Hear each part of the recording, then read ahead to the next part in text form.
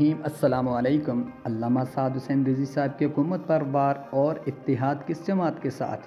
बड़ी खबर सामने आ गई। अल्लामा खादिम हुसैन रिज़वी साहब ने कहा है कि कबल अज़ वक्त इलेक्शन के लिए भी हम तैयार हैं। कर्जा न लेने वाले, नारा लगाने वाले, आलमी मालियाती फ़ंड IMF के पाँव पड़े हुए हैं।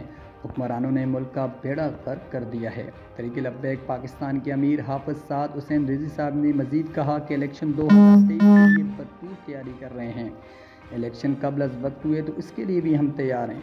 तमाम जमातों का भरपूर अंदाज में मुकाबला करेंगे, मुल्क भर से अपने उम्मीदवार खड़े करेंगे।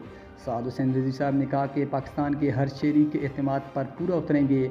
अवाम इलेक्शन में तहरीक लब्बैक का भरपूर साथ देगी। हुक्मरानों ने मुल्क का बेड़ा गर्क कर दिया है। हर मुल्क में हर तबका एहतजाज कर रहा है और पाकिस्तान के अंदर मुल्क में बड़े एहतजाज हो रहे हैं।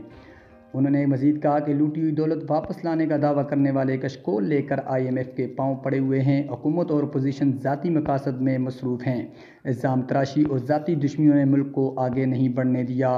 साद हुसैन रिज़वी साहब को हुकूमत से मुआहदे के बाद गुज़श्ता दिनों जब रिहा किया गया था, अब उन्होंने इलेक्शन में भरपूर तरीके से हिस्सा लेने का ऐलान कर दिया है।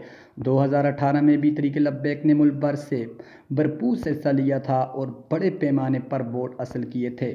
सिंध असम्बली में TLP की 3 नशस्तें हैं, जिनमें से 2 मुंतखब और 1 खातून की मखसूस नशस्त है। इसके अलावा कौमी असम्बली और दीगर सूबाई असम्बलों में TLP कोई नशस्त नहीं जीत सकी थी। अब हुकूमत किसके साथ इत्तेहाद करने जा रही है?